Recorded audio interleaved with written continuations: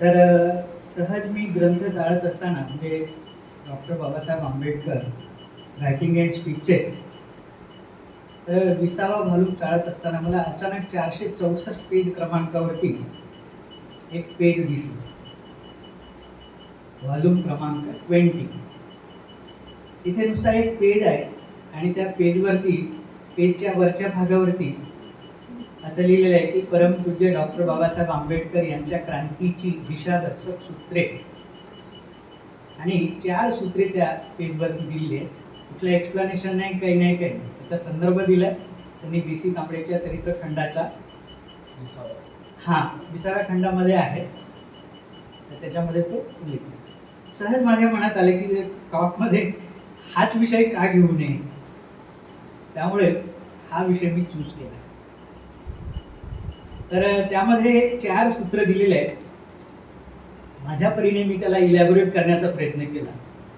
आता या आजच्या टॉकच्या संबंधाने आपण ते माझं इलॅबोरेशन मी आपल्याला शेअर करतो. तर पहिलं आहे, व्यक्तीच्या शब्दात शहाणपण, विचारात निष्ठा, वर्तनात चारित्र्य असेल तर भारत महान बनू शकेल. म्हणजे बाबासाहेबांच्या क्रांतीची दिशादर्शक सूत्रामध्ये हे पहिलं सूत्र आहे. पुन्हा एकदा वाचून जातो, कारण हा टॉक म्हणून नका कन्सिडर करू. म्हणजे आपला एक क्लिअरिटीच्या दृष्टीने एक संवाद होईल या दृष्टीनेच मी कम्युनिकेशन करेन. तर व्यक्तीच्या शब्दात शहाणपण, विचारात निष्ठा, वर्तनात चारित्र्य असेल तर भारत महान बनू शकेल.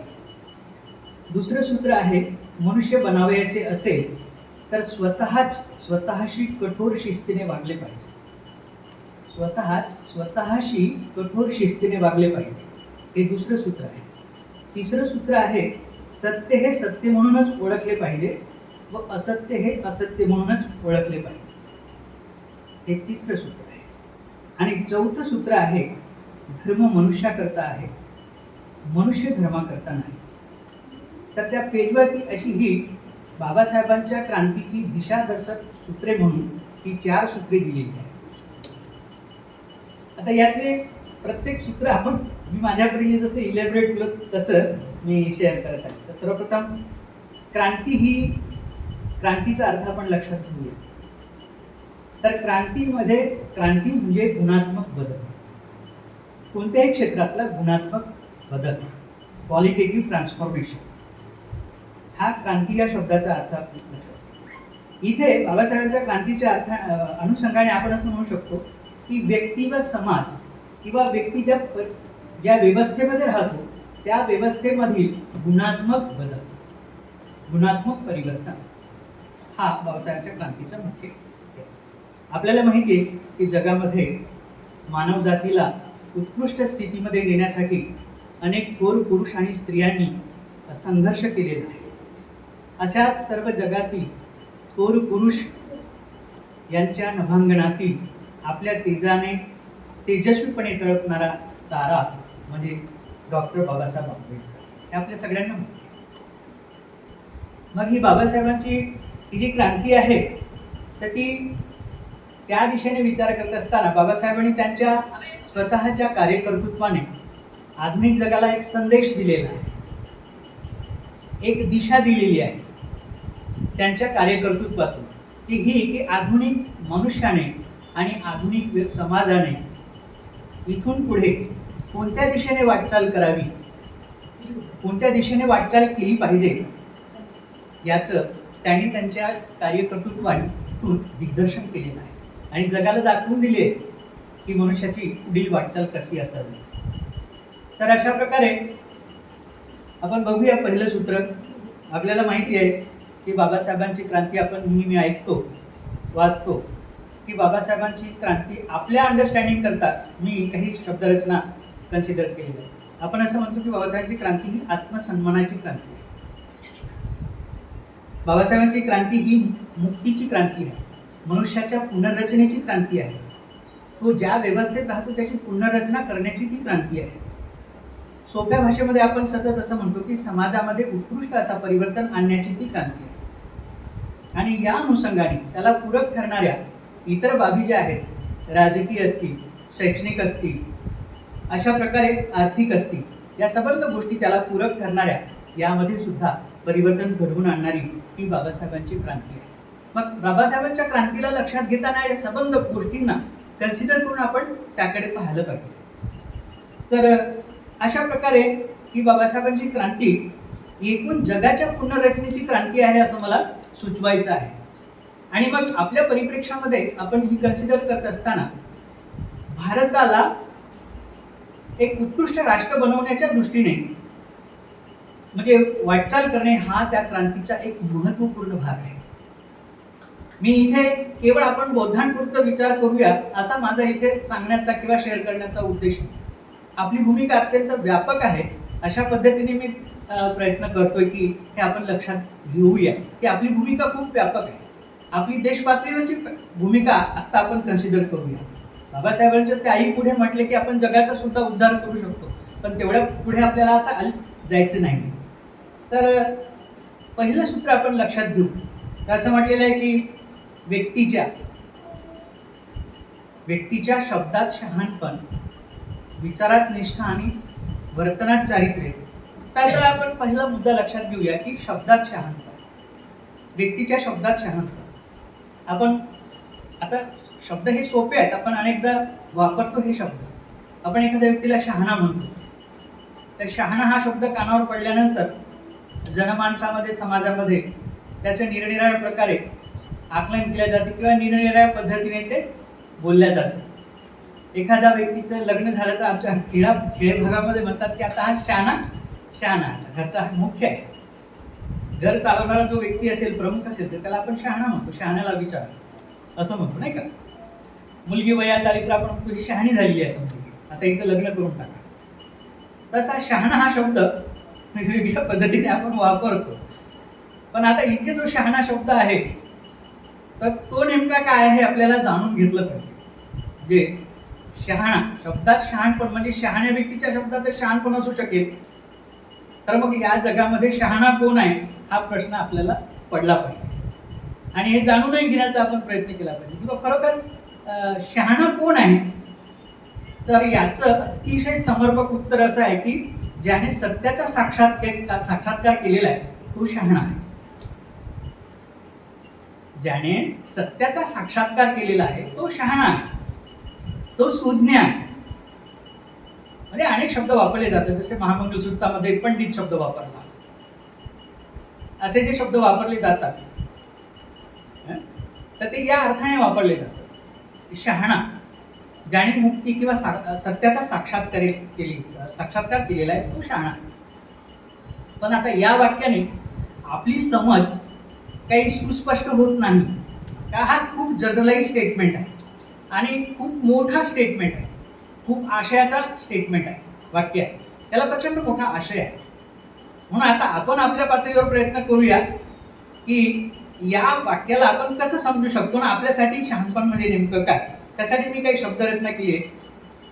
मग शहाणा कोणाला म्हणावे, तर जो सर्वोत्कृष्ट होण्याच्या दिशेने वाटचाल करतो तो शहाणा. सर्वोत्कृष्ट होण्याचा प्रयत्न करतो, नुसतं गुड होण्याचा प्रयत्न करत नाही, तर तो सर्वोत्कृष्ट होण्याचा प्रयत्न करतो. दुसरी गोष्ट, तो बहुजन हिताय बहुजन सुखाय या भूमिकेला घेऊन स्वतःचं व इतर बांधवांचं कल्याण करण्यासाठी सतत झटत असतो. जसं आता विद्यागुरुजीने जे गीत गायलेलं आहे त्याच्यामध्ये बाबासाहेबांच्या म्हणजे त्यांनी काया आणि मन त्यांचं इतकं उच्च दर्जाचं त्यांनी केलं की त्यांना आता दररोज आपण वंदन करूया, त्यांचे चरणस्पर्श करूया. इतकी सुंदर भावना त्यांच्या गाण्यातून गीतातून आपल्याला. तर अशा प्रकारचा मनुष्य नाही का, जो झटतो, जो स्वातंत्र्य समता, शब्द तेच आहेत बऱ्याच गोष्टी, पण आपल्याला पण मी ते इलॅबोरेट करण्याचा असा प्रयत्न केला. स्वातंत्र्य समता बंधुता न्याय यांनी युक्त जीवन जगतो तो शहाणा. हे सर्व गुण लक्षात घेऊन तो जीवन जगतो. याला कुठेही तडात जाईल असा तो वागत नाही. या सर्व गुणांना मनुष्य स्वतःच्या बुद्धीने, कर्तृत्वाने, कला कौशल्याने आजपर्यंत प्रगती करत आलेला आहे आणि भविष्यातील त्याची जी प्रगती आहे ती याच क्षमतांवरती, याच गोष्टींवरती अवलंबून राहणार आहे, इतर कुठल्याही बाबीवर नव्हे. याला जो मानतो, स्वीकारतो आणि जीवनामध्ये स्थान देतो तो शहाणा. म्हणजे मनुष्याचं जे काही व्हायचं असेल ते कशाने होईल? त्याच्या बुद्धी कौशल्याने होईल, त्याच्या कष्टाने होईल, त्याच्या कर्तृत्वाने होईल, त्याच्या श्रमाने होईल. इतर कुठल्याही कारणाने तो उत्कृष्ट बनू शकत नाही, इतर कुठल्याही गोष्टीने तो उत्कृष्ट बनू शकत नाही. तर अशा प्रकारची समज असलेला मनुष्य आपण म्हणू शकतो की तो शहाणा, ज्याने ज्ञान संपादन, तर्कशक्ती, शोधशक्ती, कलागुण, उचित अनुभव संपन्नता, विवेक व परिपक्वता संपादन करण्याचा सातत्याने प्रयत्न केलेला आहे, करत आहे, त्याला आपण असं म्हणूया की तो शहाणा आहे. त्याला या जीवनाचं महत्त्व कळलेलं आहे, त्याला आपण शहाणा म्हणू शकतो. जो मनुष्य इंद्रिय संवेदनांचा गुलाम नाही. इंद्रिय संवेदना प्रत्येकाला आहे. इंद्रिय आहेत म्हणजे इंद्रिय संवेदना आहेत. इंद्रिय नसते तर इंद्रिय संवेदना नसत्या. तर जो इंद्रिय संवेदनांच्या वर उठलेला आहे त्याचा तो गुलाम नाही. तो पाहतो, पण त्याला त्याच्या ध्येयाला लक्षात घेत तो तिथे उपस्थित असतो आणि हँडल करतो, तिथून वर उठतो. त्याच्यात किती प्रमाणामध्ये आपण राहावं हे तो ठरवतो आणि पुढे जातो. अशा प्रकारे आपण असे त्याला बघू शकतो. तर ज्याने मानवी जीवनाचा उच्चतम आदर्श आपल्या जीवनामध्ये अंगीकारलेला आहे. उदाहरणार्थ आपण सगळ्यांनीच तो अंगीकारलेला आहे. आता हे संपूर्ण भारतीयांच्या दृष्टीने माझे हे इलॅबोरेशन आहे. फक्त इथं आपण आहोत म्हणून तसं मी मांडत आहे. पण माझा टॉक जर हा दुसरीकडे द्यायचा असेल तर माझी पुन्हा लँग्वेज बदलेल. तर ज्याने मानवी जीवनाचा उच्च आदर्श आपल्या जीवनामध्ये अंगीकारलेला आहे आणि त्या दिशेने तो वाटचाल करतो आहे त्याला आपण शहाणा म्हणतो.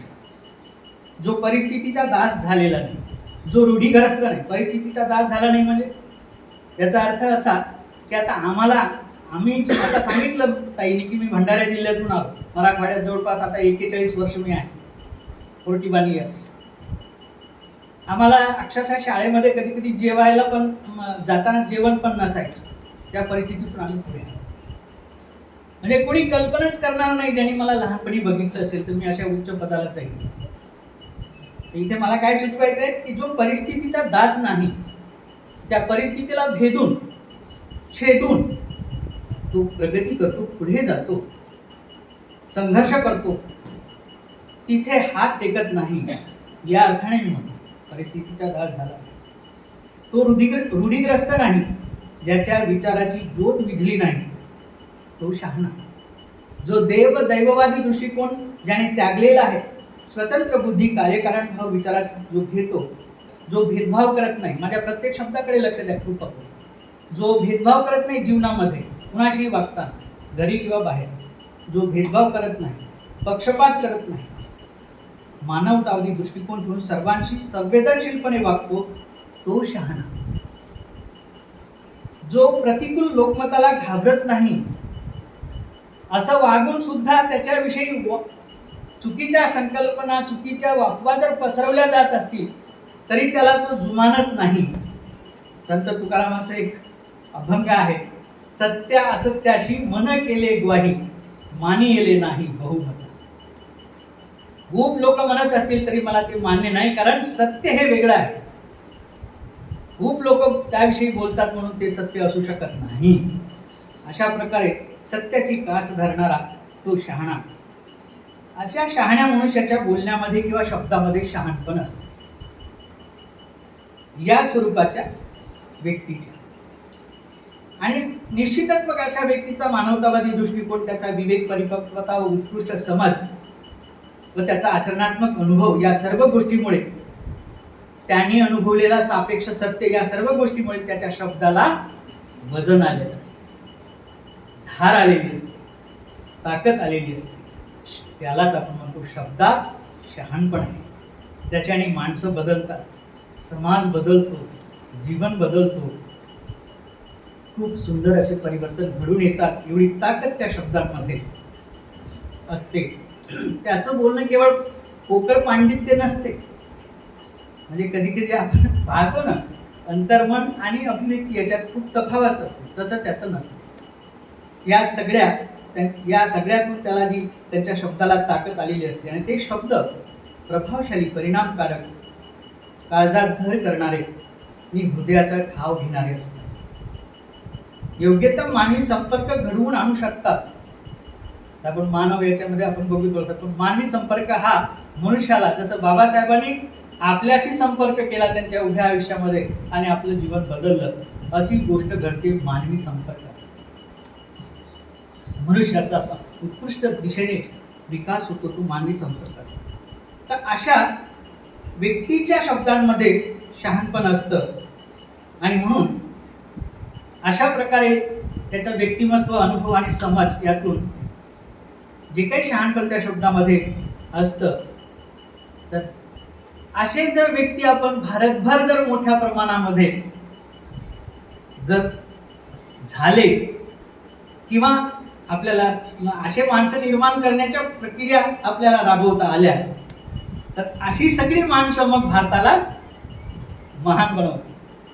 अशी सगळी माणसं. त्याचा दुसरा मुद्दा घेऊया आपण, विचारात निष्ठा. आता विचारात निष्ठा, तर विचार कसे येतात आपल्या मनामध्ये? कधी आपण विचारावर विचार केला पाहिजे की खरंच हे विचार मनामध्ये, वाय थॉट्स कम, म्हणजे तर असं म्हणतो आपल्या खुशाल बुद्धिजमच्या भाषेमध्ये मी वाक्य तयार केलं की विचार हे मनाचे कर्मसंस्कार असतात. ते काही मुलांना थोडंसं अवघड जाईल, क्षमा करा. विचार हे मनाचे कर्मसंस्कार असतात. म्हणजे काय? आपण जे सतत कर्म करतो, ज्याची आपल्याला सवय होते, त्याच गोष्टी करण्याविषयीचे विचार मनामध्ये येत असतात. म्हणजे आपण म्हणतो की आपण कर्माने घडलो, आपण कर्माने घडत असतो, आपण कर्माने होत असतो. जे काही आहोत ते आपण कर्मानेच आहोत. आपण जे कर्म केलेले आहेत तिन्ही पातळीवरती, वाचिक पातळीवरती, शारीरिक पातळीवरती आणि मानसिक पातळीवरती, त्याच कर्मांचा आपण परिणाम आहोत. तर अशा प्रकारे कर्मसंस्कार म्हणजे विचार हे मनाचे कर्मसंस्कार असतात. भगवान बुद्ध म्हणतात की आपण जसा विचार करतो तसा आपल्या मनाचा कल बनत असतो. Very important statement. आपण जसा विचार करतो तसा आपल्या मनाचा कल बनत असतो. मग आपल्याला नेमका कसा मनुष्य बनायचा आहे हे आपण ठरवलं पाहिजे आणि आपल्या विचाराकडे लक्ष दिलं पाहिजे की आपल्या मनात कशा प्रकारचे सतत विचार येतात, कोणत्या प्रकारच्या विचारांची दिशा काय आहे आणि माझं जे ठरवलेलं ध्येय आहे ते काय आहे. जर विचाराने माझ्या मनाचा कल होत असेल तर हा कल काय करेल, मग त्या दिशेने कर्म करण्याची इच्छा डेव्हलप करेल आणि तसेच कर्म माझे घडतील. कारण प्रत्येक मनुष्य त्याच्या इच्छेला पूर्ण करण्यासाठी जगतोय. मग त्याची इच्छा जशी असेल तशी त्याच्या हिशोबाने त्याला ती इच्छा पूर्ण करायची असते. कारण त्या इच्छेची पूर्तता केली म्हणजे त्याला असं वाटते की मग मी सुखी होईल. म्हणून समजा एखादा व्यक्ती सांगेल तर तुम्ही करणार नाही, पण तुमची जर इच्छा निर्माण झाली तर तुम्ही ते करणार. एखादा खूप मोठा मनुष्य असेल, त्याने काही सुचवलं तर तुम्ही नरमाईने ते स्वीकाराल सुद्धा किंवा शांतपणे ते ऐकाल तरी. पण बरोबरीच्या माणसाने सुचवलं तर लय शहाणा झालं का तू सांगतोस मला, असं पटकन आपण उत्तर देणार. मग ते काही असो. म्हणजे याचा अर्थ काय, आपला कल थॉट प्रोसेस मधून डेव्हलप झालेला आहे. मग आपल्याला कसा मनुष्य व्हायचा आहे, तर आपल्या सगळ्यांना माहिती आहे की आपल्याला कसा मनुष्य व्हायचा आहे. कसा मनुष्य व्हायचा आहे अनिल आपल्याला? चांगला मनुष्य व्हायचा. बरोबर, त्याने उत्तर बरोबर दिलं, चांगला मनुष्य. पण चांगल्याची कल्पना आपली कोणती? आपले आदर्श. चांगल्याची कल्पना जास्तीत जास्त मोठी जी कल्पना आपण करू शकतो ती आपले आदर्श. तो आपला काय आहे, आदर्श आहे. ते आपलं ध्येय आहे, आपल्याला तसं बनायचं आहे. भले आपण नसलो तरी आपल्याला तसं बनायचं. मग बनायचं तर मग ते जे गुण आहेत त्यांचे ते आपल्यामध्ये विकसित होण्याच्या दृष्टीने आपण ते गुण विकसित ज्यामुळे होतील अशा विचाराच्या सानिध्यात आलो पाहिजे. बाकी जो पसारा इथे चालू आहे ना मध्ये डस्टबिनचा, त्याच्या विचारात आल्यानंतर आपली हालत काय ते आपल्याला सगळ्यांनाच माहिती आहे. परंतु आपलं जे ध्येय आहे, हे ध्येय असल्यामुळे आता आपल्याला काय करणं भाग आहे. ज्याच्यामुळे या आदर्शाचे सद्गुण आपल्यात विकसित होतील अशा विचाराच्या सानिध्यात ठेवा आणि असे विचार सतत मनामध्ये घोळत ठेवावे लागतात. त्याला आपण चिंतन, मनन वगैरे म्हणतो. डीप स्पिरिच्युअल प्रॅक्टिस आहे ते. तर अशा विचाराच्या सानिध्यात यावं लागेल, कारण अशा विचाराच्या सानिध्यात आल्याशिवाय तसा कल होणार नाही, तशी इच्छा होणार नाही तशा गुणांना आपण विकसित करावं म्हणून. आता आपली इच्छा तशा गुणांना विकसित करण्याची नाही आहे. त्याचं उदाहरण सांगतो. आपली इच्छा दानाची आहे का लोभाची आहे? हा, म्हणजे आपली इच्छा आपण ती स्वीकारतो, ही खूप चांगली गोष्ट आहे. पण ती इच्छा आपल्याला इकडे घेऊन जाईल का? मग कोणती इच्छा आपल्याला इकडे घेऊन जाईल? मग त्याचा विचार आहे जास्त आहे का लोभाचा विचार आहे जीवनात जास्त? मग कोणता कल बनेल? फिर क्या कल रहेगा, क्या हसर होगा उसका? सोचिए. Point is very important. तर विचारात मग अशा प्रकारच्या विचाराच्या सानिध्यामध्ये यावं लागेल. असं मी म्हटलं की जे विचार आपल्याला बुद्धाचे गुण विकसित करण्यासाठी, बुद्धाचे कोणकोणते गुण आहेत तर आपल्याला बऱ्याच लोकांना माहिती आहेत. मैत्री आहे, करुणा आहे, मुदिता आहे, उपेक्षा आहे, वीर्य आहे, प्रज्ञा आहे. हे सगळे मोठे मोठे गुण आहेत, हे सर्वोच्च गुण आहेत. पण आपल्याला शब्दाने थोडी तरी त्याची जाणीव व्हावी म्हणून हे आपण वापरतो. त्या आईपलीकडे खूप मोठा खजाना आहे, तिकडे आपल्याला जायचं नाही. एवढं आपल्याला समजते की बाबा हे एवढे असे गुण आहेत. जसं वीर्य आहे, वीर्याचा गुण घेतला तर वीर्याचे काही कॅरेक्टरिस्टिक्स म्हणतात की बाबा वीर्य कधीच थकत नाही, वीर्य कधी निराश होत नाही, वीर्य रुटीन बनत नाही. पण आपलं धार्मिक आचरण रुटीन बनते, कधी थकते. आता आम्ही खूप करून झाला, आता तुम्ही नवीन पोरांनी यायचं करायचं, असं आपण सहज बोलून जातो. कुठे आलं मग आपलं तो कॅरेक्टर मॅच होतो का? अशा विचारांच्या सानिध्यात यावं लागेल ज्यामुळे सातत्याने या गुणांचा आपल्यामध्ये विकास होतो. मग अशा गुणांच्या, अशा विचारांच्या सानिध्यात आल्यानंतर एखादे तत्व म्हणजे तो विचार, असे विचार आपल्याला उचित आहेत हे समजल्यावर जरी कुणी साथी नसला तरी धैर्याने त्या तत्वाच्या मार्गापासून विचलित न होणे व तत्वाची बांधिलकी स्वीकारून आजीवन त्याचे पालन करणे, यालाच तत्वाची किंवा विचाराची निष्ठा म्हणतात. निष्ठा कोणत्या विचाराची निष्ठा? जे विचार नि जी तत्वे आपल्याला बुद्धाच्या गुणांचा विकास करण्यास उपयुक्त करू शकते, अशी त्याची निष्ठा. मग आता आपला मित्र जर बाहेर गावून आला तर आपण त्याला टाळतो. मैत्रीची निष्ठा आहे का आपल्यावर? विचार. आपली निष्ठा कशी आहे? बाबासाहेबांनी हिंदू धर्मीय लोकांच्या नीतिमत्तेविषयी जे स्टेटमेंट केलं तशी आपली निष्ठा आहे विचाराची. कशी? बाबासाहेब म्हणतात की हिंदू धर्मामध्ये नीतिमत्ता आहे पण रेल्वेच्या डब्यासारखी आहे. रेल्वेच्या डब्यासारखी असणे म्हणजे काय? सोय जिथे जिथे त्याची गरज आहे तिथेच त्याला कनेक्ट करायचं, बाकी डिटॅच करायचं. मग आपले सुद्धा हे मैत्री वगैरे वगैरे हे गुण जे आपण भाषण देतो किंवा बोलत जातो, हे सगळे मग आपण काय करतो बऱ्याच वेळेला? Connect disconnect, connect disconnect. आपली सोय काय आहे? आपला स्वार्थ जपतो. खरं तर या उच्च आदर्शाचं जे काही ध्येय आहे ते बदल नष्ट करण्याचे आहे, फरक नष्ट करण्याचे आहे, भेद नष्ट करण्याचे आहे. म्हणजे या बंधूचं अस्तित्व जे आहे आणि माझं अस्तित्व, याच्यात फरक करण्यासारखी काही गोष्ट नाही. फरक आम्ही निर्माण केलेली आहे, ही कृत्रिम आहे. फरक ही कृत्रिम गोष्ट आहे. आणि फरक नसणे ही नॅचरल गोष्ट आहे, तसं समजणे. फरक केल्यामुळे आपण आपली सोय पाहतो, दुसऱ्याची फिकीर करत नाही. आणि याला तोडण्यासाठीच बुद्धाचा आदर्श. बुद्धाचा आदर्श कशासाठी आहे? या फरकांना, या भेदांना, या विषमतांना, या तुलनेला नष्ट करण्यासाठी हा आदर्श आहे. आणि तसं गुण आपल्यामध्ये तर असो. तर विचाराची निष्ठा म्हणजे काय? तर अशा प्रकारचे तत्व किंवा विचार आपल्याला कळल्यानंतर त्याची निष्ठा आपण जोपासली पाहिजे. कशी जोपासणार? कोणत्याही परिस्थितीमध्ये कितीही संकट आले तरी त्या विचाराची निष्ठा आपण सोडता कामा नये. त्रास होईल आपल्याला, जायचं तिकडे आहे. त्यासाठी एक उत्कृष्ट उदाहरण सॉक्रेटिसचं आहे. सॉक्रेटिस आपल्याला माहिती आहे, सॉक्रेटिस हा मोठा तत्ववेत्ता होऊन गेला.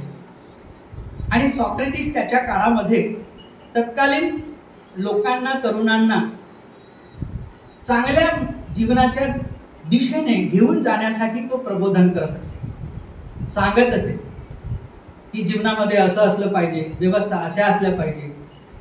अशा प्रकारचं प्रबोधन त्याची एक पद्धत होती आणि ते खूप सुंदर अशा गोष्टी सांगत असते. तर जे पारंपरिक जे विचार प्रणाली आणि दृष्टिकोन होते त्याला तो तडा देत होता. आपण हे बुद्ध धर्माची कडे वाटचाल करत असताना पारंपरिक गोष्टींना तडा देतो. आपण विषमतेला नाकारलेला आहे, आपण देवाधिकाला नाकारलेला आहे. हा एक प्रकारे प्रचलित गोष्टींना आपण तडाच देत आहोत, दिलेला आहे नाही का? तर तसा तो तळे देत होता. पण तिथल्या पॉवर सिस्टीमच्या लोकांनी काय केलं? तत्कालीन परिस्थितीतल्या जे लोक पॉवरमध्ये होते त्यांनी सॉक्रेटिसला शिक्षा सुटावली, मृत्यूदंडाची शिक्षा. बघा, चांगल्या माणसाच्या वाट्याला सुद्धा काय येते,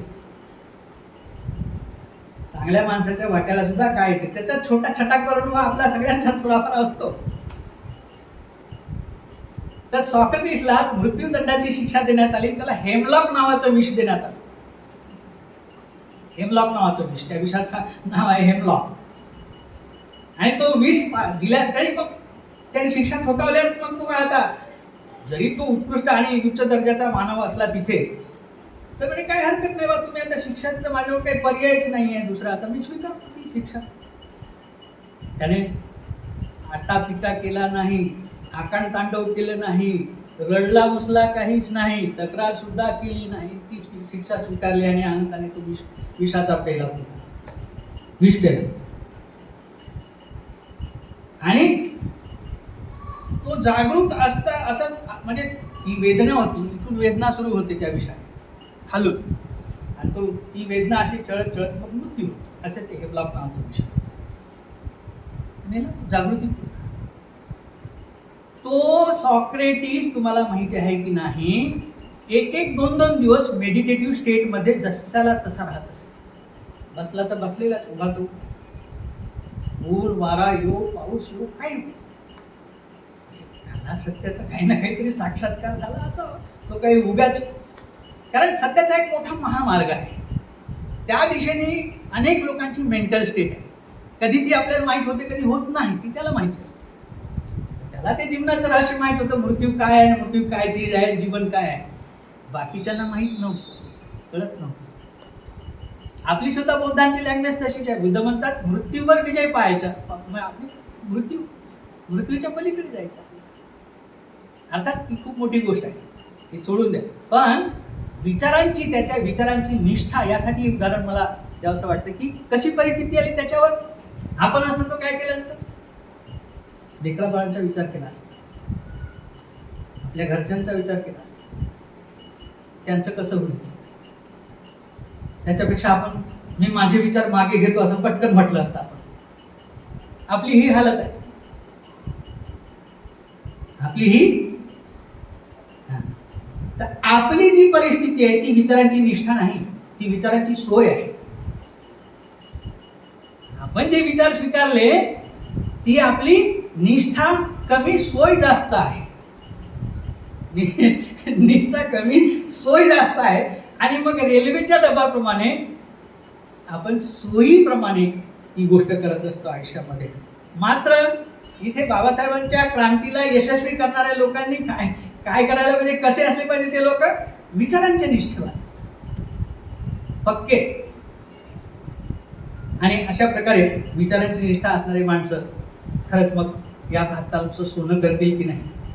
पुढे जाऊया आपण, जास्त हे घेण्यापेक्षा आता एवढंच ठीक आहे. पुढचं आहे वर्तनात चारित्र्य.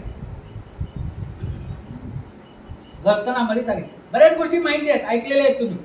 म्हणून मी म्हणतो धम्म हा कॅज्युअल, ज्या दिवशी बनेल तुम्हाला असं वाटेल की हे खूप दिवसांनी आम्ही ऐकले, आता ऐका वाटत नाही, तेव्हा समजून जा तुम्ही धर्मात नाहीतच.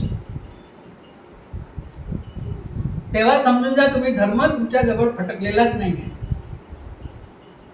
कारण तो बोर होणारच नाहीये. तुम्ही 100 वेळेस ऐका, 100 वेळेस तो खोलामध्ये जाईल, 100व्या वेळेस सुद्धा चैतन्य निर्माण करेल. तेच तत्व, तेच शब्द.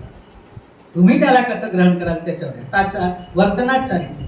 आता आपल्याला माहिती आहे सगळ्यांना, चारित्र्य कशाने घडत असते, बनत असते. यस, शीलाच्या आचरणाने सगळ्यांनाच माहिती आहे. ज्यावेळेला शीलाचा विचार आपण करतो, चारित्र्याच्या समाजामध्ये विचार करतात बहुसंख्याक. आपली गोष्ट सोडून द्या, आपण पूर्ण भारतीय समाज लक्षात घेऊया.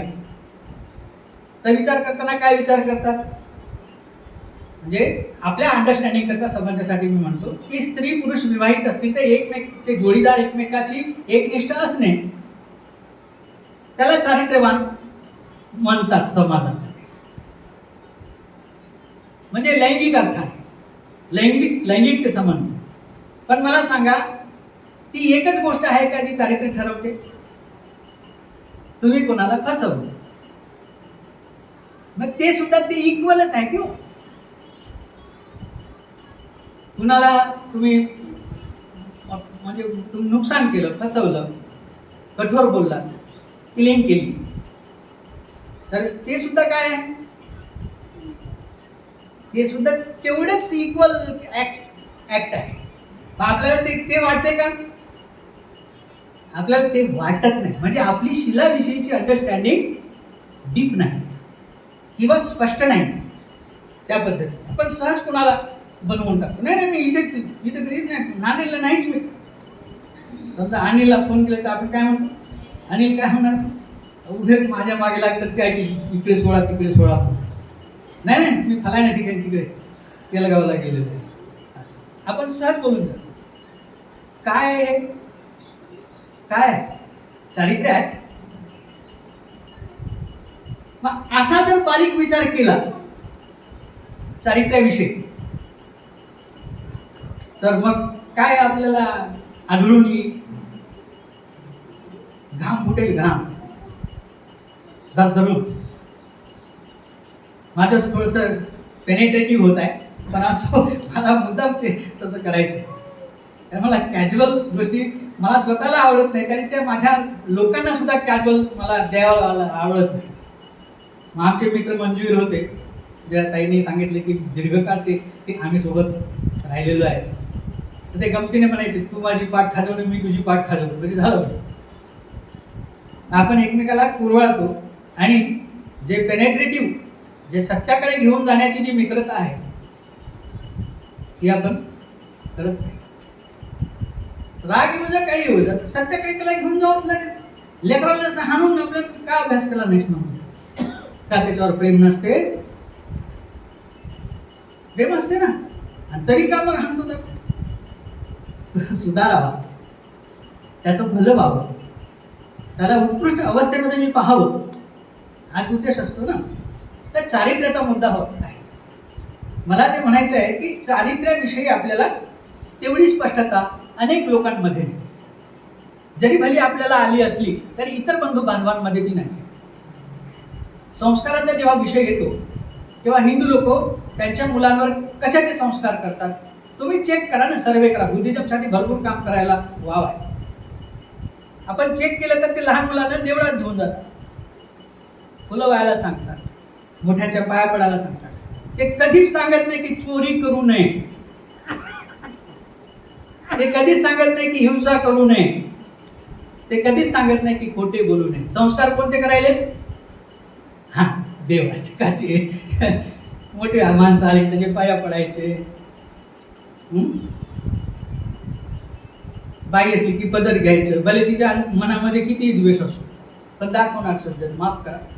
पण असं घडते, असं घडते.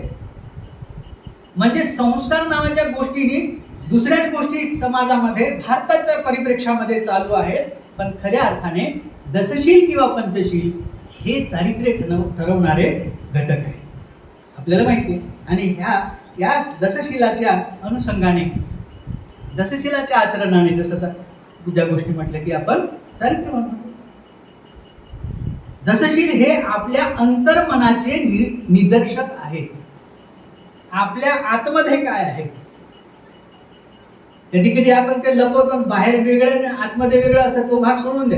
पण मोस्टली बाहेर जे काही येतं तो आतलाच थोडा खजाना येत असतो. जे आतमध्ये असेल तेच बाहेर येतं, आतमध्ये नसेल तर ते येत नाही. पण आपल्या अंतर्हृदयाचे, अंतर्मनाचे ते निदर्शक आहे. म्हणून मला इथे असं सांगायचं आहे की शिलाच्या 3-4 गोष्टी लक्षात घेतल्या पाहिजे. त्याची एक बाजू अशी की हे शील, जसं आपण आंघोळ करताना शॅम्पू म्हणजे बॉडी वॉश किंवा साबण यूज करतो नाही का, कशामुळे? दिवसभरात घाम आलेला असतो, इकडे तिकडे आपण गेलेलो असतो, स्मेल येतं, चांगलं वाटत नाही, फ्रेश वाटत नाही वगैरे, मग आपण त्याचा यूज करतो साबणाचा किंवा जेल वॉश किंवा जे असेल स्वच्छ पद्धतशीर प्रसन्न वातावरण. मनाला शुद्ध करण्याच्या साबण कोणता आहे तर तो आहे. जे चित्ताला शुद्ध करायचं असेल तर आपल्याला ह्या दसशिलाचा, 5 शिलाचा आपल्याला वापर सतत करावा लागेल आणि चित्ताला फ्रेश किंवा शुद्ध करावं लागेल. म्हणजे चित्ताला शुद्ध करण्याच्या दृष्टीने ही शील पालन केले पाहिजे. आणि माझ्या बांधवांना माझ्या जगण्यातून त्रास होऊ नये याची दक्षता म्हणून सुद्धा शील पालन केले पाहिजे. मी त्यांना माझं मानलेलं आहे. मी जसं आता नांदेडकरांना माझं मानलेलं आहे, तर मी स्वप्नातही तुमच्या कल्याणाचा विचार करू शकत नाही. स्वप्नात सुद्धा ज्याला आपण माझं आपलं मानतो त्याला हार्म करू शकत नाही, त्याला फसवू शकत नाही, त्याला कोणत्याही प्रकारे दुःख होईल अशी कुठलीही कृती आपण त्याच्यासाठी करू शकतो. म्हणून शीलपालन दुसरी बाजू आहे. तिसरी गोष्ट कोणती आहे की जर आपल्या मनोवस्था कुशल असतील तर त्या अभिव्यक्त करून सुंदर परिस्थिती निर्माण केली पाहिजे. म्हणजे कुशल मनोअवस्थांची अभिव्यक्ती याच्यासाठी सुद्धा या शीलाचा आधार घेतला आणि ते व्यक्त केलं पाहिजे. आतल्या आत खुश होऊन घरी बसण्यापेक्षा त्याची अभिव्यक्ती झाली पाहिजे, समाजात गेलो पाहिजे, त्याची अभिव्यक्ती केली पाहिजे. म्हणजे कुशल चित्ताच्या अभिव्यक्तीसाठी शीलाचाच आधार घेतला पाहिजे आणि प्रेरित केलं पाहिजे. हा थर्ड पॉइंट. फोर्थ पॉइंट आहे की नवसमाजाची निर्मिती करण्याचं आदर्श स्वीकारलेला असल्यामुळे जे नवसमाजाची निर्मिती करायची हे सुद्धा माझं काम आहे. आणि ते कुठून होणार आहे? माझ्या शीलपालनातूनच होणार आहे. नवसमाज कसा निर्माण होईल तर माझ्या शीलपालनातूनच होईल. माझ्या शीलपालनातून अनेक लोक प्रेरित होतील, माझ्या कित्ता गिरवतील, माझ्या जीवनाकडे बघून शिकतील आणि अशा प्रकारे नवसमाजाची निर्मिती ज्यामध्ये शीलवान लोक राहतील, चारित्र्यवान लोक राहतील. त्याच्या 3 गोष्टी आपण पहिल्या सूत्रामध्ये पाहिलेल्या आहेत. पहिली गोष्ट कोणती पाहिली? शब्दात शहाणपण. दुसरी गोष्ट कोणती पाहिली? विचारात निष्ठा. आणि तिसरी गोष्ट आपण पाहत आहोत ती वर्तनात चारित्र्य. तर वर्तनात चारित्र्य अशा प्रकारे आपण लक्षात घेतलं पाहिजे. उदाहरणार्थ आता मी सहज लिहिले की बा समता हे आपल्या जीवनाचं तत्व आहे किंवा आपण ते स्वीकारलेलं आहे. आपण म्हणतो नाही का समता, बंधुता, स्वातंत्र्य, समता, बंधुता प्रत्येक भाषणामध्ये नेत्याच्या येते सगळ्यांच्याच येते. आणि ही समता आपल्याला क्लिअर आहे का? खरंच एक प्रश्न आहे. मला भाषण देण्यापेक्षा की नाही अशा प्रकारचं कम्युनिकेशन करायला आवडतं. अभ्यास घ्यायला, समजावून सांगायला, त्याची फोड करायला. समता हे तत्व आपल्याला खरंच कळलं का? समजा आपल्याला समता हे तत्व याच्यासाठी आहे की ज्या उच्च अवस्थेला तुम्ही आहात इतरांपेक्षा, त्या उच्च अवस्थेतून तुम्ही असा विचार करता की हे बाकीचे जे खाली आहेत ते तिथे आले पाहिजे, त्याच्यासाठी मी त्यांना वर घेऊन येईल, त्यासाठी जे श्रम लागतील, जे कष्ट असतील ते मी उपसेन आणि त्यांना तिथवर घेऊन येईल, कारण त्यांनाही मला तेच हवं आहे, त्यांच्यासाठी सुद्धा तेच मिळव. अशा प्रकारची भावना अंतर्हृदयात ठेवून वागणे. असं नाही की मी मोठा आहे, मला मोठा मान, तू खाली आहेस, ही समता नाही. आपण गरीबाला इज्जत देतो का? नाही ना देत. का तर तो गरीब आहे, त्याची झोपडी आहे, तो हमाल काम करतो, त्याचे इन्कम कमी आहे, तो दिसायला चांगला नाही, असे मुद्दे समोर आणतात. मग आता मी जे सांगितलं समतेचा जो भाव तो तिथे आहे का? मग आपल्याला समता कळली का? मग त्या भावाच्या दृष्टीने नाही कळली, भले दुसऱ्या दृष्टीने काय कळलं असेल तर मग असं. विवाहाचा मुद्दा येतो, मुलगा बघण्याचा, मुलगी बघण्याचा. त्यावेळेला कोणते विचार मनामध्ये येतात? मुलीच्या, मुलाच्या, मुलाच्या आईवडिलाच्या, मुलीच्या आईवडिलाच्या. स्थळ. स्थळ म्हणजे काय? चारित्र्यवान गरीब का चारित्र्यहीन श्रीमंत, कोणता निवडतात? अंडरस्टँडिंग साठी उदाहरण देत आहे. आपण कोणता निवडतो? ते भीमराव पांचाळची गझल मी ऐकली, गरीबाच्या लग्नाला नवरी गोरी काय आणि काळी काय. गरीब नो चॉईस, गरीबाला चॉईस नाही. गरीबाला चॉईस नाही. चॉईस कोणाला आहे? श्रीमंताला. भले तो उर्मट उद्धट असाही असला तरी त्याच्याकडे पैसा आहे ना. मग आपलं जे पाहणं आणि वर्तन करणं, आपल्या life, day to day life मधलं, समाजातलं, कुटुंबातलं, या अशा गोष्टीला बळी पडत असेल तर खरंच मग आपल्याला समता समजली का, असा एक क्वेश्चन मार्क आहे. Question mark. आणखीन आता आमच्या भगिनींच्या दृष्टीने मी विचारतो, कुटुंब आहे, आपण पती पत्नी असं न म्हणता बौद्धांनी आपण सहजीवन जगणारे दोन साथीदार आहोत. त्याला काय म्हणता येईल आपल्याला? सहचारिणी. सहचारिणी असं म्हणायला सुरुवात आपण करायला काही हरकत नाही. कारण पत्नी म्हटल्याबरोबर आपल्या डोक्यामध्ये पत्नीने काय केले पाहिजे याचा खजाना माइंडमध्ये असतो. आपण तिला रिस्पेक्ट करणार नाही पत्नी म्हटल्याबरोबर, तिची काळजी करणार. मी हे सगळ्यांना लागू होत नाही, पण काही लोकांना नक्की लागू होते. तुमच्यावर घेऊ नका, हे भाषण आहे, त्यातनं काही आपल्याला शिकता आलं तर शिकावं माणसाने, याच्यासाठी आहे. आपण रिस्पेक्ट करतो का? समजा पत्नी आजारी आहे किंवा तिला बरं वाटत नाही, तुम्ही लवकर उठला, 5 वाजता तुम्हाला जाग आली आता धम्माचरण करत असल्यामुळे, आणि तुमच्या सहचारीनी झोपलेल्याच आहेत, तर तुम्ही काय करतात? गुप्त सगळं आवरून घेतात का घरचं? मग कुठे समजली समता? तुम्ही जवळ जाऊन पाहतात, अंदाज घेतात का उठना. आता आपल्याला काहीतरी भेटण्याच्या दृष्टीने काय, किंवा मुलाला सांग बघ मम्मीला काय झालं बघ की रे. या कथा खरं तर की नाही, मला असं वाटते बुद्ध धर्म समजून घेण्यासाठी व्हिडिओ शूटिंग हे दररोजची केली पाहिजे, काही लोकांची तासभराची जीवनात. सगळे रहस्य उलगडते, सगळे रहस्य उलगडते. आपल्या बाता मारणे, बढाया मारणे कमी होते. आपल्या लक्षात येईल की आपण ते करतच नाही है ना. तर सहज ओघात आले, चारित्र्याची गोष्ट आहे, सत्समतेचा तत्व. तर असो, किती वेळ आहे आपल्याला? अजून थोडा वेळ घेऊ का? आहे ना, वेळ आहे ना. तर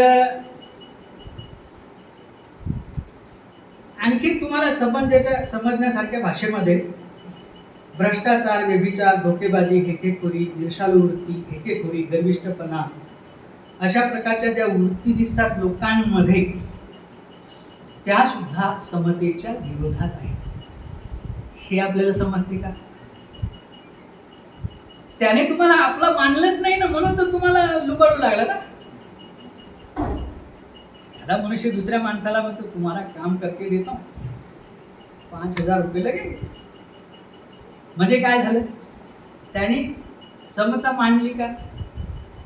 स्वतःसारखं तुम्हाला समजलं का? आणि समजलं असतं तर त्यांनी म्हटलं असतं का? अजिबात नाही. तर अशा प्रकारे या भारतीय नागरिकांच्या मध्ये ह्या ज्या 3 गोष्टी असतील तर आपल्याला भारत आपलं महान होऊ शकतो. दुसऱ्या कुठल्या गोष्टीने होणार नाही. आता आपण दुसऱ्या मुद्द्याकडे येऊया. महत्वाचं, मनुष्य बनायचे असेल तर स्वतःशी कठोर शिस्तीने वागले पाहिजे. आता हा तुम्ही म्हणाल की आम्ही तर माणसंच आहोत, हा मुद्दा आम्हाला कुठे लागू होतो? हे की नाही? इथे काय म्हटलेलं आहे? मनुष्य बनायचं असेल तर स्वतःशी कठोर शिस्तीने वागले पाहिजे. पण मला हे सुचवायचं किंवा बुद्ध धर्म हे सुचवते की केवळ माणूस म्हणून माणसाच्या सारखे माणूस म्हणून जन्म झाला तर तो माणूस या अवस्थेत असतो असं नाही. ज्या 6 मनोवस्थेचा आपण अभ्यास करतो तिथे मानव लोक ही अवस्था आहे. देवलोक, असुरलोक, प्रेतलोक, ही लँग्वेज सोडून द्या. पण त्या अवस्थेमध्ये एक विशिष्ट मनोअवस्था ज्या मानवाची आहे त्याला मानव लोकत्व आहे किंवा मानव आहे असं आपण समजतो. तर अशा अर्थाने माणूस व्हायचं असेल, तुम्ही गैरसमज करून घेऊ नका की आपण तर माणूसच आहोत आणि अजून काय माणूस व्हायचं. तर मग ते मी कॅरेक्टरिस्टिक सांगणार की आपण केव्हा माणूस असतो. मग त्याहून तुम्ही समजून जा की आपण कुठे आहोत. आपण फक्त माणसासारखे दिसतो. याच्यासाठी एक पार्श्वभूमी म्हणून मी काही शब्दरचना केलेली आहे, ती तुमच्या समोर मांडतो. किंवा तुम्हाला त्याच्यापैकी माहिती आहे बरेच, पण तरी सुद्धा मांडतो. तर मनुष्य हा प्राण्यांपासून उत्क्रांत झालेला आहे. त्याला लाखो वर्षे लागलेली आहेत. मनुष्य कुठून उत्क्रांत झाला आपण मान्य करतो? प्राण्यांमधून तो उत्क्रांत झालेला आहे. त्याला लाखो वर्षे लागलेली आहे. म्हणजे प्राण्याचे बिहेवियर कॅरी करत तो लाखो वर्ष जगलेला आहे. ठीक आहे, असं आपण म्हणू. दुसरं स्टेटमेंट, आपण मानव म्हणून उत्क्रांत झालो असलो तरी आपल्यामध्ये पशु किंवा प्राणी यांच्या सहज प्रवृत्ती असतात की नाही? त्या कशा? अन्न, सुरक्षा, लैंगिकता, निवारा, आसरा, समूह करून राहणे. ओके, या भोवती संपूर्ण आयुष्य केंद्रित होणे याला आपण म्हणतो प्राण्यांच्या सहज प्रवृत्तीने जगणे. मग आता ह्या सगळ्या गोष्टी जर लक्षात घेतल्या तर आपण मानवापेक्षा कोणत्या कॅटेगरीमध्ये येतो? प्राणी या कॅटेगरीला जास्त दर्शवतो. भले आपण माणूस आहोत, आपण आपल्या जगण्यातून काय दर्शवित आहोत? म्हणजे कमी अधिक प्रमाणामध्ये, मला असं म्हणायचं नाही, कमी अधिक प्रमाणामध्ये आपण मनुष्यासाठीही प्रयत्न करतो, नाही असं नाही, परंतु मोस्टली आपण ते दर्शवतो. कारण आपल्या सहज प्रवृत्ती मनुष्यामध्ये असतात आणि त्या इंद्रिय अनुभवावर आधारित जीवनाची त्याला ओढ असते माणसाला. आणि सर्वसाधारण माणसाचे मन त्यामुळे काय होते, इंद्रिय अनुभवाची ओढ असल्यामुळे काय होतं, त्याचा परिणाम काय होतो? कारण इंद्रियाला सुखावणाऱ्या जगामध्ये असंख्य गोष्टी आहेत. इंद्रियाला सुखावणाऱ्या, आता त्याची भर दररोजच वाढत आहे. इंडस्ट्री वाढत आहे, टेक्नॉलॉजी डेव्हलप होत आहे. या सगळ्याचा परिणाम काय होत आहे की वस्तूची रेलचेल, निरनिराळी निर्मिती, वस्तू निर्मिती, निरनिराळ्या गोष्टीची निर्मिती होऊन मनुष्याच्या इंद्रियांना सुखावणाऱ्या अधिकाधिक वस्तू आणि इतर गोष्टी उत्पादित होत आहे. आता पूर्वी कसं टीव्ही सुद्धा नसायचं, त्यावेळेला किती सुखाचे दिवस होते. टीव्ही नव्हते तेव्हा, आमच्या गावात विद्युतही नव्हती, आम्ही शिकायला होतो तेव्हा. कंदिलामध्ये खरं जे आपण वाचतो ना भावासाने लॅम्पच्या ठिकाणी खाली बसून अभ्यास केला, आम्ही स्वतः कंदिलामध्ये चिमणीच्या तिथे दिवामध्ये अभ्यास करून मेरिटमध्ये आलेलो आहे. एक सगळ्या गोष्टी घडल्या. आता त्या तुम्हाला ह्या नव्या पुराणा तर काहीच माहिती नाही. आता ते त्यांना सगळी चैन आहे, एकदम मस्त टॉप टी शर्ट आहे, फर्स्ट क्लास. आणि मला, मी 6वीला गेलो गोरेगावला शिकायला, तर मला जवळ बसू देत नव्हते ते बाकीच्या चांगले चांगले लेकरं. का ते खेड्यातून गेलेलो होतो मी, माझ्या भावाचा शर्ट घालून जुना. आणि त्याच वर्षी मी सर्व सेक्शनमधून प्रथम, 4ही सेक्शन. तेव्हा लोकांचं लक्ष गेलं की हा कोण आहे गोरेगाव. असो, मला नाही तर माझी आत्मस्तुतीच निर्माण म्हणजे हे होईल. पण एक ओघाने आलं म्हणून सांग, मला जवळ बसू दे, तुम्ही शेवटी बसायचो. माझ्याजवळ पुस्तक नाही, काही नाही. माझ्या वडिलांनी माझ्या मोठ्या भावाचे उरलेले वहीचे पानं करून 2 वह्या करून दिल्या होत्या, स्वतः शिवून. I got first number in 4 section of 6th standard. असे तर मला काय सांगायचं होतं, इंद्रिय अनुभवाच्या साठी भरपूर गोष्टी उपलब्ध होत आहेत दररोजच. जाहिराती पाहून पाहून ऑनलाईन सगळी पर्चेसिंग चालू आहे. त्याला काही आता सीमाच राहिली नाही. कोणाचं शेजाऱ्याचं काही बघितलं की माणसंही भाव चढू लागले तर बायाही भाव चढू लागले. ह्या गावात का ते गावात, त्याच्यानी गोरं भाव का त्याच्यानी करतो, काय करावं काय नाही. आणि पैसा असं खिशाकडेच बोट किंवा ही विचित्र परिस्थिती हळूहळू डेव्हलप होते. म्हणजे कशासाठी? इंद्रिय सुखाचा अनुभव घेण्यासाठी. आणि याच्यामुळे मनुष्याच्या चित्ताचं विचलन वाढलेलं आहे. तो कलुषित तर होतच आहे, पण त्याचा मोठा परिणाम काय होतोय? त्याच्या चित्ताचं स्कॅटरिंग, विचलन, विखुरलेपण वाढलेलं आहे. आणि या विखुरलेल्या अवस्थेमध्ये सुंदर सुंदर गोष्टीचं सानिध्य आलं की तिकडे थोडा वेळ आपण बघतो, हे चांगलं आहे, ध्यानाला बसलं पाहिजे. बाकीच्या वेळ माइंडमध्ये काय? बाकीच्या वेळ माइंडमध्ये काय? ध्यानाला बसलो 20 मिनिट, उरलेले 23 तास, 40 मिनिटाचं काय? 23 तास 40 मिनिटाचं. तर असो, त्यामुळे विचलन वाढलेलं आहे, मला हे सांगायचे. आणि ह्या विचलनामुळे, ह्या इंद्रिय आसक्तीच्या अनुभवात गुरफटल्यामुळे, चित्त कलुषित असल्यामुळे आपण मानव या अवस्थेत नाही. माणूस असून सुद्धा आपण मानव या अवस्थेमध्ये नाही. आणि म्हणूनच आचार्य शांतीदेवाने बोधिचर्या अवतारमध्ये संप्रजन्य रक्षण एक चॅप्टरच वाहिलेलं आहे. संप्रजन्य आवश्यक आहे, त्याला ट्रेनिंग आवश्यक आहे. तिथे आता ओघाने माझ्याकडे लिहून ठेवले म्हणून वाचून दाखवतो. शिक्षाम रक्षितु कामेन चित्त रक्षम प्रयत्नतः न शिक्षा रक्षितुम शक्या चलम चित्तम रक्षता. चित्ताचं रक्षण केल्याशिवाय, म्हणजे चित्ताचं रक्षण, डिसिप्लिन एडॉप्ट केल्याशिवाय चित्ताचं रक्षण होत नाही. डिसिप्लिन महत्वाचा मुद्दा आहे. डिसिप्लिन असेल तर चित्ताचं रक्षण होईल. तसंच आता मला आणखीन ओघाने असं वाटलं की बघा, धम्म शिकवणीचे पालन करण्याची महत्वाकांक्षा किंवा इच्छा बाळगणाऱ्या व्यक्तीने प्रयत्नपूर्वक आपल्या चित्ताची शिस्त पालनाने रक्षा केली पाहिजे. चंचल चित्ताचे रक्षण करण्यासाठी कठोर शिस्तीचे पालन करणे आवश्यक आहे. शिस्त पालनाशिवाय चित्त रक्षण होणार नाही. म्हणून आपण मानव अवस्थेमध्ये ह्याच्याशिवाय जाऊ शकणार नाही.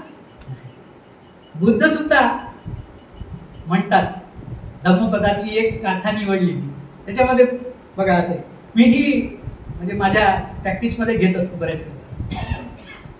दुरंग मंगे चरण असरिरं गुहासयं ये चित्त संयमे संती मोखंती मार बंधना. माझं चांटिंग असते, गाथेंचं पण चांटिंग करतो. या असंयमित चित्ताचं जो मनुष्य रक्षण करू शकला तर तो माराच्या बंधनातून सुटतो. किती जबरदस्त. माझा हा दुसऱ्या सूत्रातला जो पॉइंट आहे तो याच्याशी रिलेटेड आहे. मनुष्य बनायचे असेल तर स्वतःची स्वतःशी कठोर शिस्तीने वागले पाहिजे. डिसिप्लिन. आणि आणि भंते सुद्धा म्हणतात. भंतेनी आर्याष्टांगिक मार्गामध्ये आपल्याला म्हणजे जे ज्ञान प्राप्तीची व सत्याच्या साक्षात्कारणाचे साक्षात्कार करण्याच्या दृष्टीने काय म्हटलेले काही मुद्दे दिलेले. त्याच्यामध्ये एक मुद्दा आलेला. ते म्हणतात की डिसिप्लिन जीवन जगल्याने आपल्याला सम्यक दृष्टीचा लाभ होऊ शकतो, असा एक मुद्दा त्यांनी मांडलेला आहे. म्हणजे किती मोठी गोष्ट त्या डिसिप्लिन लाईफमध्ये दडलेली आहे. तर कठोर शिस्तीचे पालन अत्यंत आवश्यक आहे. मनुष्य बनत उच्च ध्येय गाठण्यासाठी त्याच्या चंचल व नकारात्मक चित्ताला शिस्त लावणे अत्यावश्यक आहे.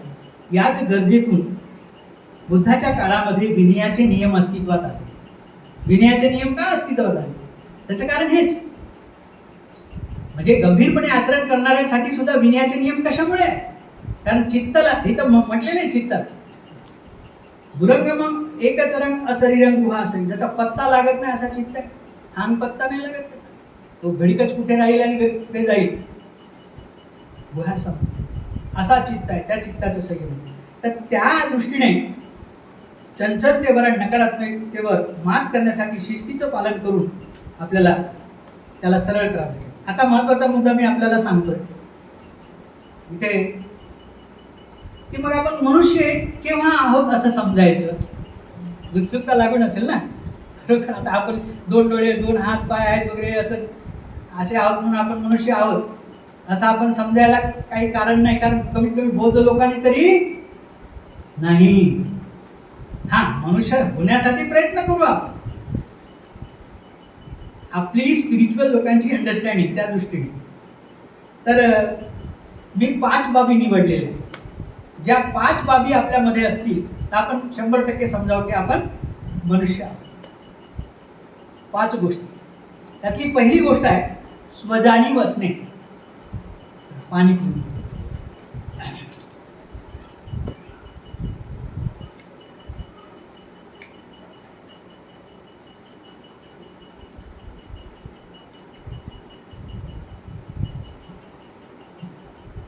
स्वजाणीव असणे. माणूस असण्याचं पहिलं लक्षण कोणतं आहे? स्वजाणीव असणे. आता हे झालं वाक्य. अजून it needs some description, some explanation. स्वजाणीव असणे म्हणजे काय? तर माझ्या जीवनामध्ये मी काय करत आहे, माझ्या चित्तात काय चाललंय हे समजणे, त्याची ओळख होणे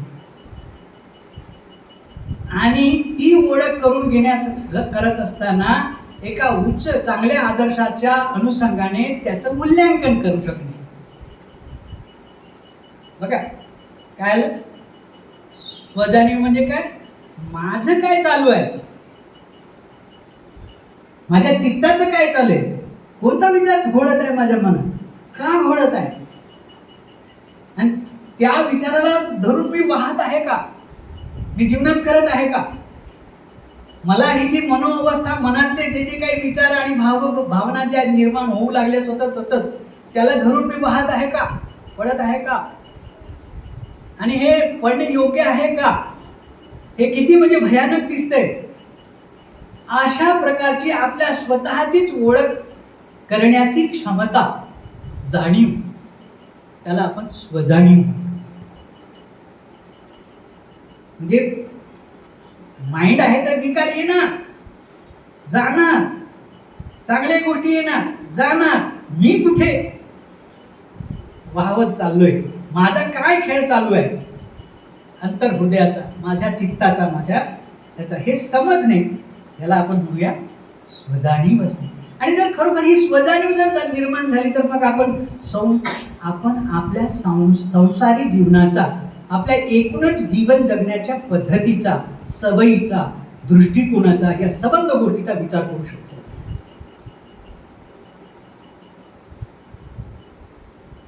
स्वजाणीव जर डेव्हलप झाली, स्वजाणीवेमुळे बुद्धत्व प्राप्त झालं. या स्वजाणीवेने मनुष्याला कुठपर्यंत नेलं? या स्वजाणीवेने टप्प्याटप्प्यावर उत्कृष्टतेकडे नेत त्याला बुद्धत्वाकडे घेऊन गेली ही स्वजाणीव. एवढी सोपी आहे का स्वजाणीव? आपण वास्तव नोट्स तयार करतो तेवढी सोपी आहे नाही, मुळीच. स्वतःच समजलं पाहिजे. तर असं जर आपलं चालू असेल आणि ती समज आणि ती जागृती आपली जर निर्माण झाली असेल आणि ती ओळख जर आपल्याला होत असेल की माझं भवचक्राकडे आहे खेळ चालू आणि मला ऊर्ध्वगामीकडे जायचंय, भवचक्र जास्त चालू आहे, ऊर्ध्वगामीकडे जायचंय, थकून जाऊ, परेशान होऊ, टेम्परेचर येईल, विचारू नका, झोप उडेल, सगळं ओळखल्यावर ओढणारच ना. बघा आपलं चालत चालत आता नांदेडमध्ये काल परवा पाऊस आलाय की काय माहित नाही, डबक्यामध्ये पाणी साचलेलं आहे, पाय चुकून बस गेला डबक्यात आणि खराब झाला. ते ओळखल्याबरोबर आपण काय करतो घरी आल्यावर? पण ओळखल्यावर तसाच मध्ये आतमध्ये चालू आहे, पाहतोय आपण.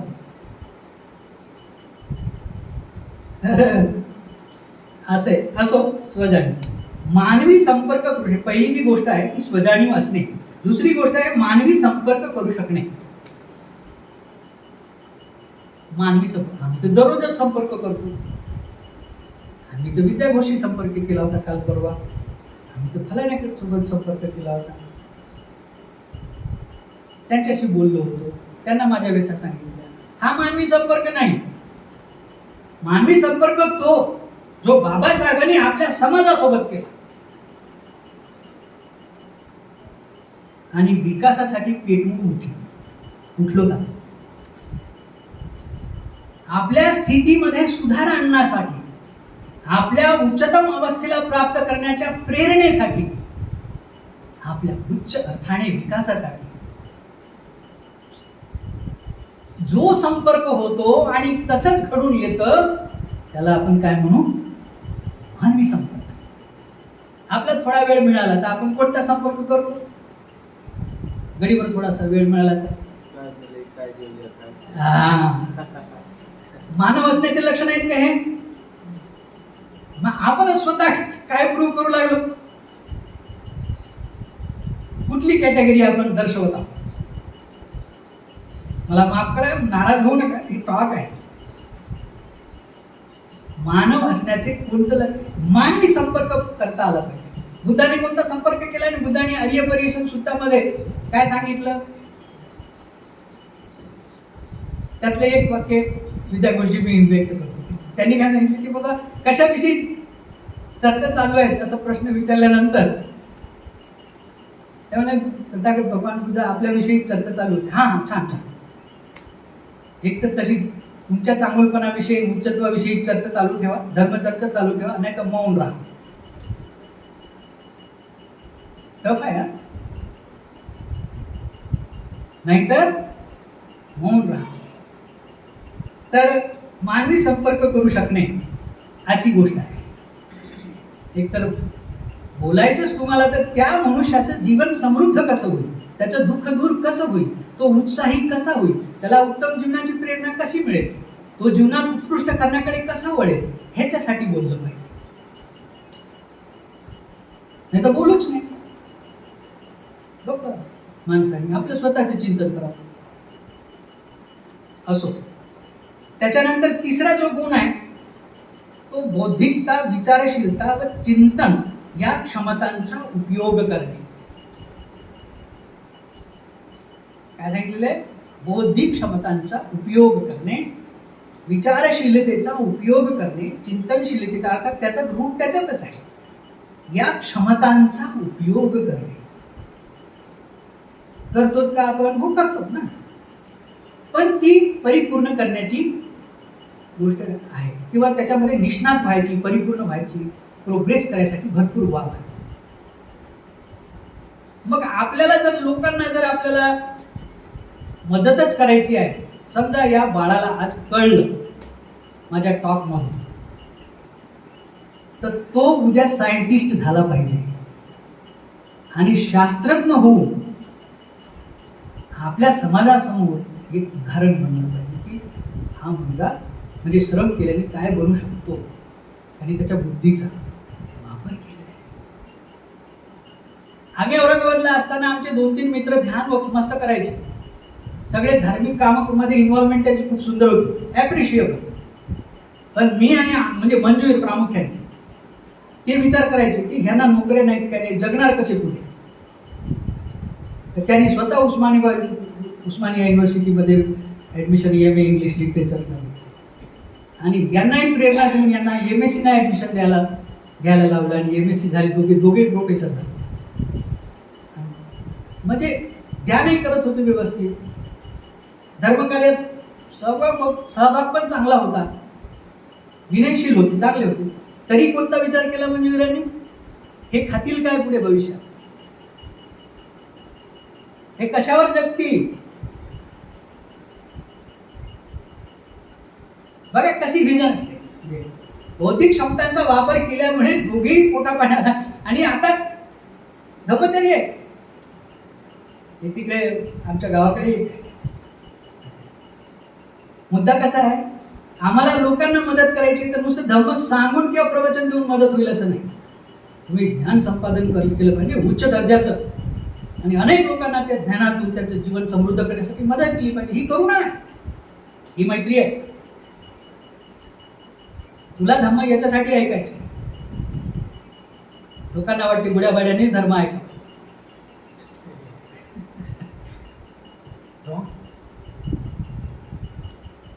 तर हे तिसरं जे वैशिष्ट्य आहे मनुष्य असण्याचं. चौथं वैशिष्ट्य आहे परिवर्तनशीलता असणे, आणि परिवर्तन घडवून आणण्यास लवचिक असणे, खुले असणे व ग्रहणशील असणे. मनुष्य असण्याचं हे चौथं लक्षण आहे. आपल्यात बदल घडवून आणण्यासाठी लवचिक असणे, खुले असणे आणि ग्रहणशील असणे. तर याच्या खोलात आपल्याला प्रत्येकाचा एक टॉक होऊ शकतो.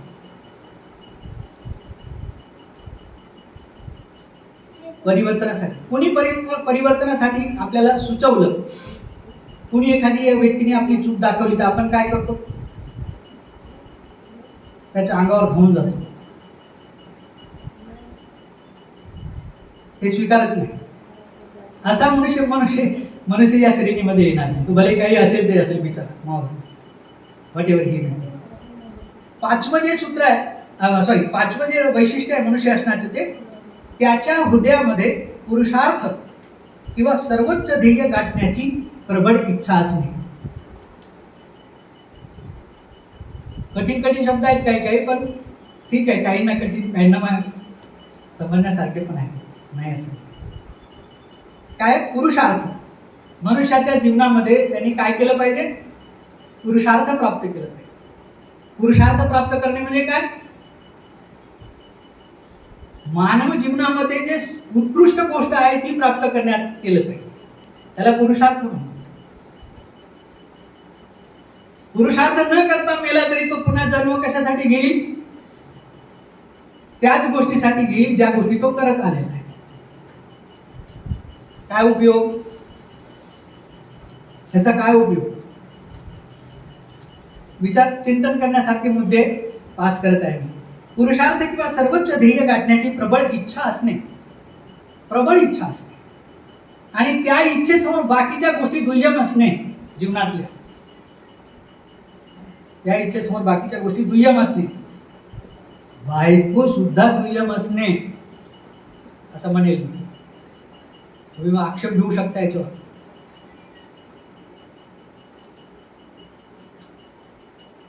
आणि आपला सगळा केंद्रबिंदू कोण आहे, कुटुंब आहे. आपला सर्व केंद्रबिंदू कुटुंब आहे. कुटुंबाचं पालन पोषण हा आपला केंद्र आहे.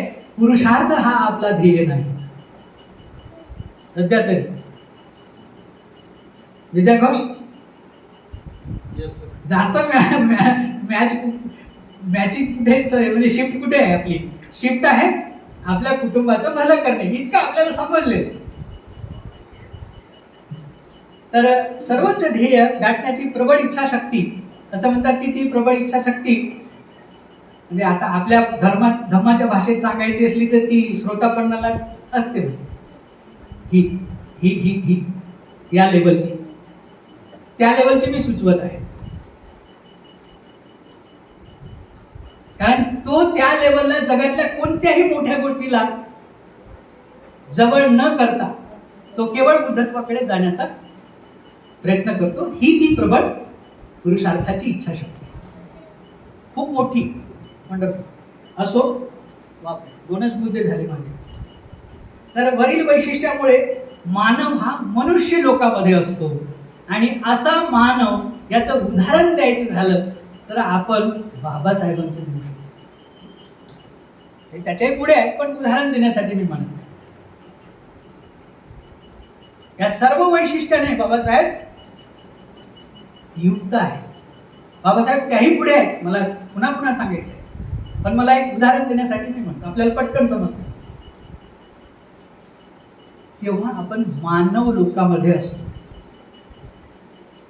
आता आपल्याला स्पष्ट झालं असेल की आपल्याला मनुष्य व्हायचं असेल, अशा अर्थाने मानव व्हायचं असेल, तर आपल्याला डिसिप्लिन अडॉप्ट करावी लागेल. बिना डिसिप्लिननी, कॅज्युअल वागल्याने, सहज वागल्याने, रुटीन वागल्याने ही क्षमता येणार नाही. बंधू आणि भगिनींनो, पुढे थोडा घेऊ का थांबू इथे? थांबलेलं बरं, कारण इथं भरपूर डोस झालेला. डोस ओव्हरडोस होऊ नये म्हणून इथे आपण आवर्त घेऊया. खरं म्हणजे माझी प्रिपरेशन ह्या 4ही मुद्द्यांना अनुसरण आहे, पण इथे आता आवरलेलं योग्य राहील. थोडंसं फक्त पुढच्या याला बघूया की सत्याला सत्य आणि असत्याला असत्य, म्हणजे तो एक 2-3 मिनिट आपण बघूया. आपल्याला काय वाटतं? बुद्धांनी असं म्हटलं की साराला सार समजणे आणि असाराला असार समजणे, असा जर जो मनुष्य असेल तर तो साराला प्राप्त करतो, आणि उलट पाहणारा जो असेल, साराला असार आणि असाराला सार, तर तो साराला प्राप्त होत नाही, अशा आशयाचं. तर या आशयाचं तिसरं जे मी सूत्र सांगितलं होतं बाबासाहेबांचं, ते सत्य हे सत्य म्हणून ओळखले पाहिजे आणि असत्य असत्य म्हणूनच ओळखले पाहिजे. तर असं न वापरता तेच शब्द मला वापरायला आवडतील, सार आणि असार. आणि पाली शब्दामध्ये, म्हणजे पालीचे जे शब्द आहेत ना, ते खूप या सत्य या शब्दापेक्षा जास्त भारी वाटतात. सार म्हणजे इसेन्स, गाभा, मूळ तत्व, जे उत्कृष्टकडे घेऊन जाते, असे तत्व, जे मुक्ततेकडे घेऊन जातील असे तत्व. तर अशा गोष्टींची निवड आपण अशा प्रकारे ते ओळखता आली पाहिजे.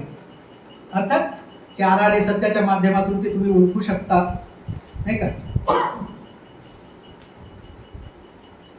मी एक सराव इथे तुम्हाला 2-3 मिनिट जे म्हटले त्याचा सराव मी सांगतो याचा. आता मी काही वाक्य तुमच्या समोर करतो आणि तुम्ही त्याला रिस्पॉन्स कसा देता ते बघूया. मग त्याच्यावरून लक्षात येईल की साराला सार म्हणण्याची आपली क्षमता आहे की नाही, आणि असाराला असार म्हणण्याची. छोटासा एक्सरसाइज असा मी डेव्हलप केला आहे तो. उदाहरणार्थ नंबर 1, जाती मानवी सामाजिक राजकीय जीवनासाठी योग्य आहेत, असं स्टेटमेंट मी केलं. जाती मानवी सामाजिक राजकीय जीवनासाठी योग्य आहेत. आता याला आपल्याला रिस्पॉन्स द्यायचा आहे, सार असार या दृष्टीने. लक्षात आलं मुद्दा? तर तुमचा रिस्पॉन्स कसा असेल यासाठी? सार म्हणून असेल का असार म्हणून? हां, असार म्हणून. गुड. विषमता मनुष्याच्या सामाजिक जीवनाला योग्य आहे. हां, समता मनुष्याच्या सामाजिक जीवनाला योग्य आहे. सार म्हणून त्याच्याकडे पाहणार, योग्य गोष्ट म्हणून पाहणार. अस्पृश्यता ही धर्माचा अंग आहे व ते पूर्वजन्माचे पाप आहे. गुड. अस्पृश्यता धर्माचा अंग नसावा व तो पूर्वजन्मीच्या पाप कर्माचा परिणाम नाही. हां. स्वार्थीपणा मनुष्याचा स्वाभाविकपणा आहे. रिस्पॉन्स काय? मग तेच तर चालू आहे ना, जीवन आपलं कशावर चालू आहे तर सध्या. हा, लक्षात येत आहे सार असार कसं ओळखायचं? स्वार्थीपणा मनुष्याला संकुचित करणारा आहे. सार तत्वामध्ये बसवू शकता, कारण व्यापकता संपणार तिथे. स्वार्थीपणा नसेल तरच आपण व्यापक होऊ शकतो. निस्वार्थीपणा हा मनुष्याचा सद्गुण आहे, सार म्हणून एक्सेप्ट करतो. मानवी जीवनात दुःख आहे, मानवी जीवन दुःखाने भरलेले आहे, सार आहे. त्यामुळे काय होईल? श्रद्धा निर्माण होईल, त्या दुःखाला दूर करण्याची गोष्ट निर्माण होईल आपल्याला. मानवी जीवन सुखदुःखाने युक्त असो. पुत्र माझा धन, पुत्र माझा धन माझा, हे सत्य आहे हो. असं वाक्य बनवले. याला काय रिस्पॉन्स आहे? कठीण आहे हे रिस्पॉन्स द्यायला. आपल्याला कठीण आहे. नाही तर आपण इथे लोकांना आपल्या सगळ्यांना बरं वाटावं म्हणून आपण त्याला असारामध्ये टाकणार, पण जीवन जगताना आपण त्याला सार म्हणूनच बघणार. हे आपला खेळ चालू आहे. निर्वाण संसार दुःखाचं सागर आहे, निर्वाण सुखाचे आगर आहे. ओके. मानवी देह सुंदर आहे, मानवी देह कुरूप आहे. कोणत्या गोष्टीला रिस्पॉन्स आहे? इथे पण चॅलेंज आहे. कोणतं म्हणावं तर दुसरं काहीतरी होऊन बसणार. मग तिथे अटॅचमेंट का? हा प्रश्न येतो. देहाची अटॅचमेंट का? हा प्रश्न उभा राहतो. कठीण आहे, थोडंसं अवघड आहे. असं तेवढ्या खोलात आपल्याला नाही जायचं. जनरल वर्ग आहे बाबा. आसक्ती का विमुक्ती? आपण मरणधर्मी आहोत तरी अहंकार का आहे? मरणधर्मी असल्यामुळे हे कळल्यानंतर आपल्याला काय व्हायला पाहिजे? अहंकार गळून पडला पाहिजे. गळला का? म्हणजे आपली समज काय? आपण मरणार नाही किंवा खूप काळ राहणार आहोत, असं आपण गैरसमज करून घेतला मधल्यामध्ये. कुणाला सांगणार फक्त असो. आत्मा का अनात्मा? स्वभाव बदलत नसतो, स्वभाव बदलू शकतो. स्वभाव बदलत नसतो, स्वभाव बदलत असतो. रिस्पॉन्स कोणता? पुन्हा पुन्हा स्वभाव बदलत असतो, सार धरणार. बदलत नसतो असा. पण आपण तर मग शेखी मिळतो, माझा असा स्वभाव, मी काही म्हणजे असंच जगत आलेलं आहे, त्याला धरून ठेवतो. मग हे काय? आपण अहंकाराने जगत आलो असू, आपण श्रीमंतीने माजून गेलेले असण्यासारखं आपण वर्तन केलं असेल, म्हणजे जुन्या काळात पूर्वीच्या आयुष्यामध्ये, म्हणजे पूर्वीच्या म्हणजे याच जन्मामध्ये पण आधी, तर त्याला धरून आपण जगतो की नाही. मी असं जगलेलो आहे, मी तसं जगलेलो आहे. हे काय काय चालू आहे आणि कशाला सार म्हणायचं? आपले जीवन आपल्या कर्माने घडते. सार आहे ना. खरंच आपल्याला कळते आपले जीवन आपल्या कर्माने घडते, हे आपण सार म्हणून टाकलं. त्याच्यात बुद्धी असल्यामुळे पटकन आपल्या ते लक्षात आलं. पण या बुद्धीने साराकडे टाकलेल्या या वाक्याला आपण अप्लाय करा आपल्या लाईफमध्ये. कळलेलं नसल्यामुळेच पुण्य कर्माकडे आपण टर्न होत नाही. पुण्यकर्म केल्याशिवाय माझं काही खरं नाही, हे न कळल्यामुळे आपण तिकडे वळतो. द्वेष जीवनाचं सत्य आहे, मैत्री जीवनाचं सत्य आहे. मैत्री जीवनाचं सत्य आहे. दुश्मन्या किती आहेत आपल्या? तर माझा मुद्दा तुम्हाला विचारून बेजार करणे नाही आहे. माझा मुद्दा आहे की ओळखण्याची पद्धत आपण कशी अडॉप्ट करावी आणि ते कसं शिकून घ्यावं, आणि मग हळूहळू आपण साराला सार ओळखण्याची आणि त्याला ऍक्सेप्ट करत जाण्याची प्रक्रिया आपली व्हावी, आणि असाराला तिकडे दूर लोटत जावं, आपण एक उत्कृष्ट मनुष्य व्हावं, हा माझा उद्देश आहे. बंधूंनो, इथे थांबतो मी, आणि आपण शांत चित्तानं माझे हे जे काही चिंतन ऐकून घेतलं, मी जे काही थिंकिंग केलेली आणि ती तुम्हाला शेअर केली, खूप शांततेने आपण ग्रहण केली, त्याबद्दल खूप पुण्यानुमोदन करतो. नांदेड त्रैलोक्य बौद्ध महासंघ यांचं खूप मी आभारी आहे. त्यांनी ही मला संधी दिली आपल्या बांधवांसमवेत अशा पद्धतीने शेअर करण्याची. त्याचे मी खूप खूप आभारी आहे. जय हिंद.